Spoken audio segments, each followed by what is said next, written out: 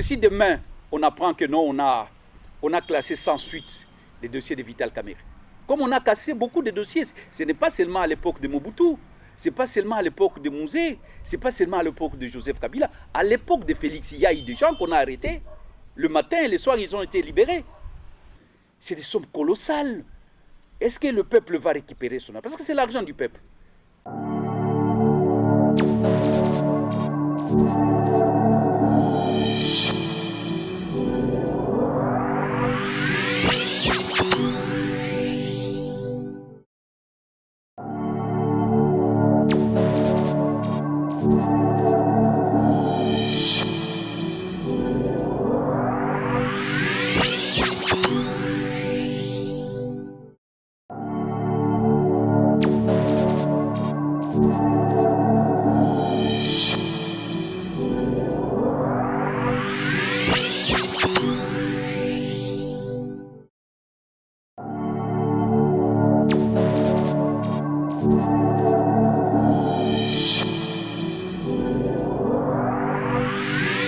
Vous savez, monsieur, même l'enfer est pavé de bonnes intentions.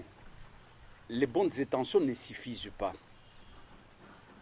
Je ne peux pas gloser sur l'arrestation d'une personne. Qu'est-ce que je voulais dire par là? Je ne peux pas me réjouir de l'arrestation d'une personne ou alors me fâcher pour cela. Si cette arrestation a suivi les règles de l'art, j'applaudis. Si cette arrestation de M. Vital Kamerhe, c'est pour l'intérêt général du peuple, j'applaudis.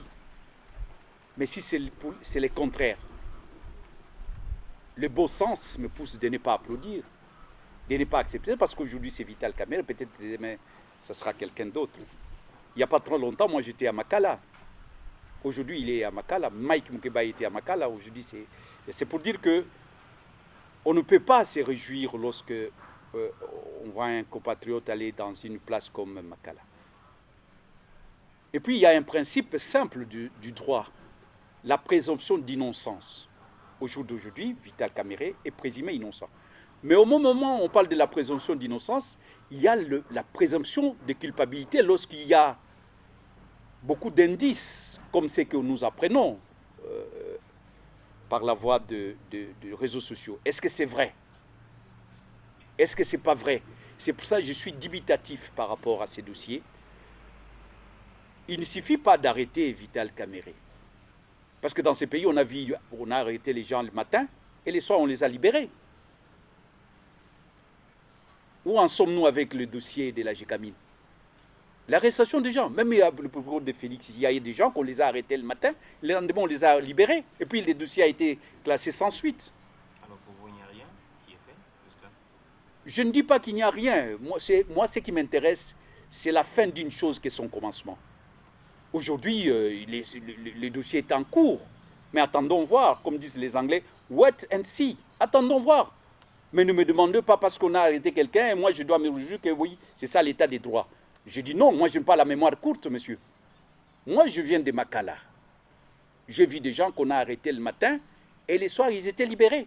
Et quand vous demandez, on vous dit, mais écoute, c'est ça le Congo. Est-ce que le problème c'est quand on arrête une personne? C'est l'aboutissement parce que les gens aimeraient bien. C'est des sommes astronomiques. C'est des sommes colossales. Est-ce que le peuple va récupérer son argent? Parce que c'est l'argent du peuple. S'il y a des tournements. Mais il ne suffit pas. Tu sais que vous savez, monsieur le journaliste, la prison peut être une blanchisserie. La prison peut être, la justice peut être le lieu par excellence pour blanchir quelqu'un. Pour le sortir du gourpier, du bourbier, voulais-je dire. La prison, on peut envoyer quelqu'un en justice, juste pour l'honorer, pour dire que... on l'a envoyé en justice, la justice a fait son travail, mais il a été blanchi. Et il sort, quelqu'un peut sortir plus grand de la prison et qu'il a été. On en a vu. Donc moi, je dis aujourd'hui, attendons voir. Attendons voir, ne nous précipitons pas. Je ne vais pas crier avec les loups. Et par expérience, je dis, je ne vais pas crier avec les loups. Je ne vais pas donner raison à X ou à Y. Je ne vais pas dire que parce qu'on l'a arrêté, c'est l'état des droits.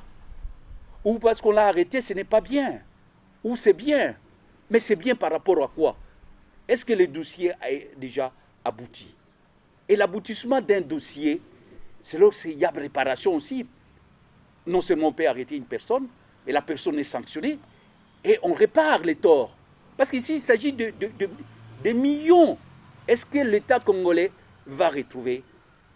Est-ce que le peuple va se retrouver avec est-ce qu'on va remettre à qui des droits au peuple son argent? Ou alors on va classer sans suite? Ou alors c'est une manœuvre politique? Tout ça, ce sont des questions. Moi, je me pose, je suis à l'ère des questionnements. Mais quand vous viendrez, lorsqu'il y aura un verdict, venez me demander, je vais vous donner mon point de vue, mais il n'y a pas un verdict. Il y a encore, le dossier est en cours d'instruction. La fois dernière, vous aviez demandé qu'on décrète une trêve politique. Aujourd'hui, c'est en plein confinement. Et les dossiers Vital Kamerhe réjugés, est-ce que vous avez une réaction là-dessus? Oui, lorsque j'ai demandé une trêve politique, c'est pour besoin de la cause. Vous savez, parce que nous vivons dans une période difficile, non seulement pour nous, c'est le monde entier qui est attaqué par une maladie qui s'appelle coronavirus. Et lorsque vous êtes attaqué, un royaume est attaqué, les fils de ce royaume-là doivent se liguer comme un seul homme pour combattre l'ennemi. Et vous comprenez mon appel pour qu'on puisse au moins observer une sorte de trêve politique, c'était pour des raisons de la cause. Maintenant, l'affaire Kamerhe a ressurgi comme ça et a éclaboussé, donc il est venu sur notre front. On ne peut pas ne pas commenter ça. D'ailleurs, vous vous souviendrez, quand vous m'avez appelé, j'avais beaucoup hésité et j'hésite encore de parler. Parce que j'ai dit, mais je vais dire quoi? Parce que l'affaire est en instruction. Mais bon, comme vous avez insisté, je dis non, on peut mettre notre voix pour dire que nous sommes dubitatifs. Et alors, cela n'empêche à rien ce que j'avais dit par le passé, c'est-à-dire que il y a quand même une appui. Est-ce que ce n'est pas une occasion de détourner l'opinion du peuple? Ça aussi, c'est une question. Parce que il y a l'opinion et pour le coronavirus, et là encore, il y a eu beaucoup de ratés. Vous estimez que le moment n'est pas approprié? Je reste dubitatif, monsieur. Je l'ai dit, vous cherchez à m'étirer le verre des nez. Je dis bien que cette affaire-là, il y a encore beaucoup de points d'ombre. Et qu'il y a beaucoup de points d'ombre, si bien que je ne vais pas m'avancer. Parce que si j'avais tous les éléments, je pouvais lui dire oui, monsieur, c'est une façon de contrôler l'opinion. Peut-être que ce n'est pas ça. Et attendons voir pour que je puisse m'imprégner du dossier, je puisse avoir tous les contours du dossier. Et là, je vais m'en poser d'une manière claire. Vous me connaissez, je n'ai pas ma langue dans la poche.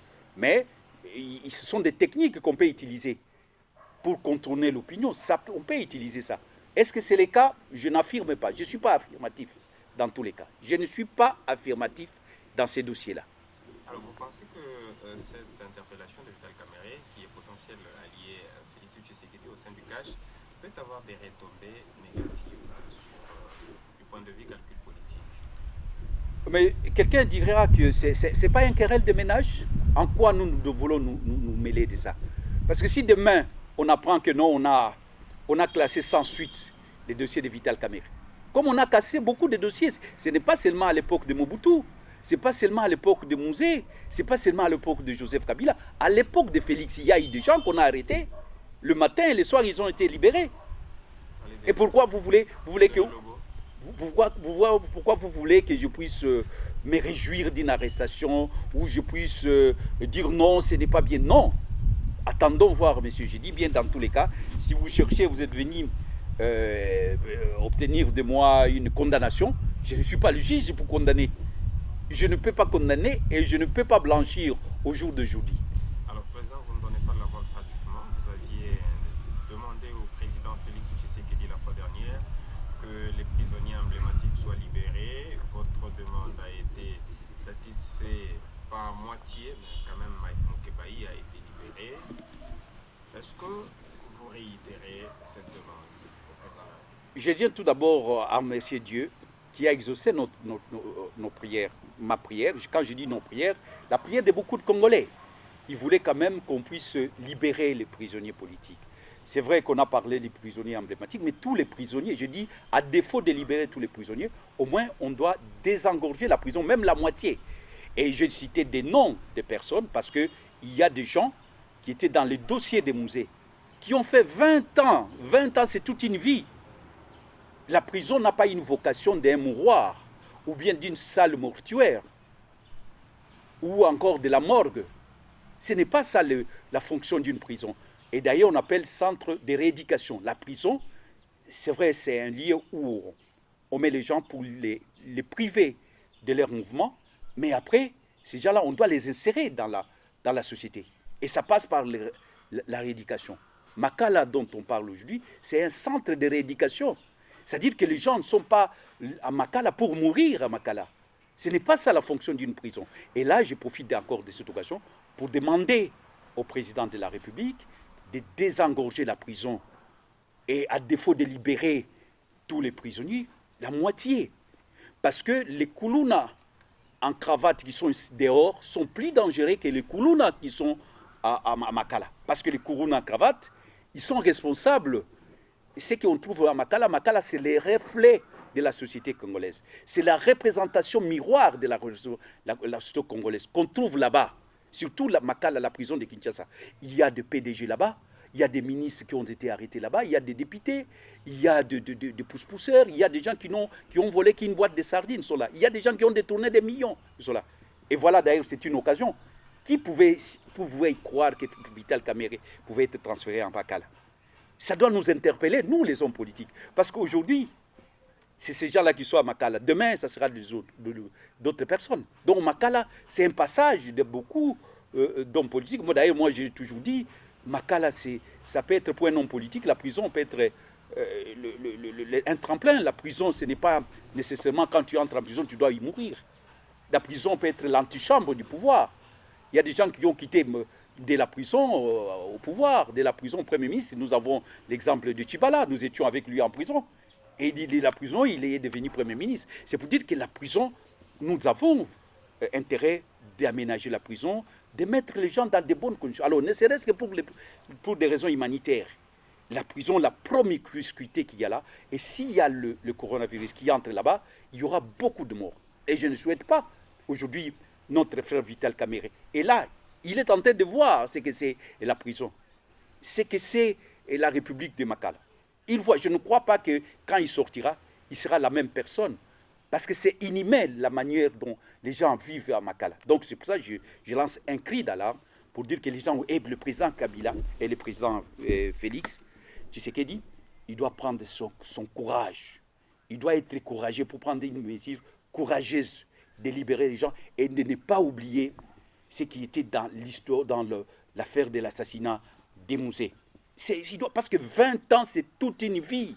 Et ces gens-là ne méritent plus mourir en prison. Si la vocation d'une prison, c'est que les gens meurent en prison, là, ok. Mais si on scripte, on lit, et même l'ordonnance coloniale qui a créé cette prison, ce n'était pas pour que les gens meurent en prison. Non, c'est pour réduire les mouvements, bien sûr, mais après les insérer dans la société. Et j'ai bien dit, parce que la répétition est la mère des sciences, on ne peut pas avoir peur de libérer les gens. Parce que les koulouna en cravate qui sont ici, c'est eux qui sont responsables de ceux qui sont là-bas à Makala. Parce que c'est l'échec de politique publique. Donc l'homme est né naturellement bon, mais c'est la société qui l'a rendu mauvais. Qui gère cette société? C'est nous, les parents. La plupart là, ce sont des jeunes que nous n'avons pas su éduquer, nous n'avons pas su donner une chance. Nous ne les avons pas amenés à l'école et peut-être éveiller leur minerval. Et pourquoi cela? C'est parce que leurs parents étaient incapables. Et qui ont fait ça? La plupart, c'est des hommes politiques. Donc nous on doit libérer les gens parce que ce n'est pas une bonne place pour les gens pendant cette période, parce que il y aura un hécatombe. Et je remercie ceux qui ont œuvré pour la libération de Mike, et vous particulièrement, la presse, et particulièrement parce que nous avons lancé un cri d'alarme. Et Dieu merci. Est-ce que c'est nous? Je crois que nous pouvons. La victoire a beaucoup de parents, mais nous avons contribué peut-être à cette libération. Mais ce n'est pas nous seuls. Il y a beaucoup de gens, je dis bien, les avocats, des journalistes, la société civile, même les hommes politiques, parce que je connais de quoi je parle. Je ne crois pas que la libération de Mike est passée comme ça, comme il est dans la poste. Il y a eu d'autres peut-être implications. Et je salue Dieu, je salue tout le monde qui a œuvré pour cette libération. Et je demande